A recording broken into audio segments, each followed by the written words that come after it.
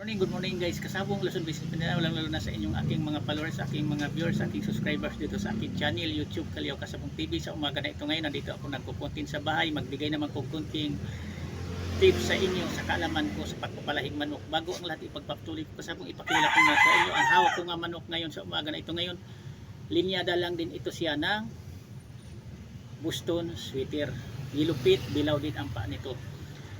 Dito pala sa pagpapalahi ng manok, para sa inyong mabaguhan pa lang, ang kailangan importante dito, ang pagpili talaga, number 1 talaga yan, nasa gagamitin nating materialis na pagparisin nating babae galaki. Kailangan hindi talaga tayo nagkakamali sa pagpili, kasi sa kamahal ng bilihin, sa pills, pagkain nila o vitamins, doon tayo nalulugi kapag hindi maayos ang pagkapili natin sa isa kalinya sa manok. Kasi ang basihan dito sa pagpapalahig manok, kailangan kung mag-breed man tayo, magpapalahi, magpadami tayo, ang padamihin natin yung mahusay, maayos nga linyada ang mga performance. Parang hindi tayo malulugi sa ginagastos natin. Kung mag-out, magbinta tayo, mabili agad ang ating mga manok na gustuhin nating i-out, ibibinta. Anuhin man natin, padaming tayong manok, tapos hindi maganda ang pagkapili natin sa mga linyada. Kung may bibili man yan, makapagbinta tayo ilan-ilan lang, gugulang lang ating mga manok, gastos na gastos tayo, hindi natin mapabawi, doon tayo nalulugi. Pero kung maayos ang pagpili natin sa ating ginamit materialis, ang linya dahil sa manok, madali lang nating mababawi, maibalik lang sa atin ang ating ginagastos.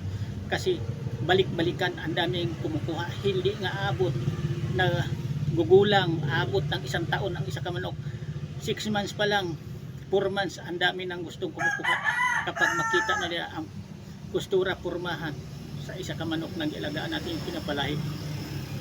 Kasi ang kailangan sa isa ka taong magmanok din namimilig manok, yung makitaan din nila nga medyo maganda naman ang kustura, pormahan at saka maganda ang performance.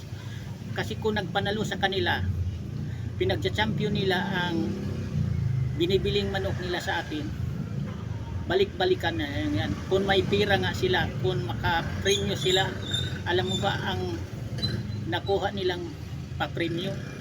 Iubos lang niyan, ibibili lang, lahatin lang ang mga manok mong mga kasamahan nung pinag-champion nila na nakuha sa iyo. Yan totoo. Naranasan ko yan, nangyari sa akin yan na ang manok ko nga ibininta, ang nakabili, ni-entry nila nag-champion, ang nagiging premyo, binili lang ulit mga manok sa akin. Yan ang pagpatunay ko sa inyong mabaguhan pa lang na lagi kong sinasabi sa inyo, i-advise na kailangan piliin talaga natin kung magpapalahi man lang tayo ng manok na mahusay, mais na linyada. Huwag tayong masyadong mubahi sa pagmumukha ng gwapong-gwapo, mahaba ang mga buntot. Hindi yan basihan ang kagwapuhan sa performance na ipapanalo sa manok. Kung hindi masipag, hindi pabaya, yan ang pinaka-importante. Kasi kailangan talaga, paano ka mananalo kung hindi ka masipag? Paano ka kumikita kung magtrabaho ka o patamad-tamad ka, pahiga-higa ka lang? Paano ka kumikita? Diba? Ganon din sa manok, kailangan masipag din, hindi mapabaya para kumikita, ipapanalo din niya ang laro sa laban sa pagmamano. Yan ang pinaka-importante dito sa pagmamano, kasi hindi lahat, ulitin ko, ng linyada, kahit ano kagwapo, ano kagaling yan, na nagbigay swerte, nag-uwing panalo yan.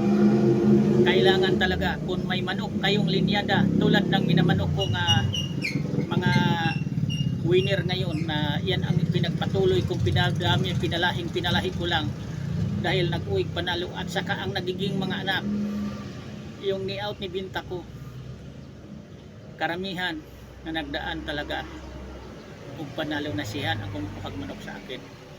Kaya sa pag-alaga ko ng manok, ginawaan ko kunting video para nga maibahagi ko sa inyong mapaguhan pa lang, para nga hindi kayo malulugi, makakuha kayong kunting idea, makakuha kayong kunting idea dito sa mga pamaraan kung papaano ang pagpili sa isa ka manok na mamanokin natin, dapat nagagastusan natin, parang hindi tayo malulugi. Kasi luging-lugi tayo dito sa pagmamanok, sa totoo lang, kapag hindi tayo marunong pumili.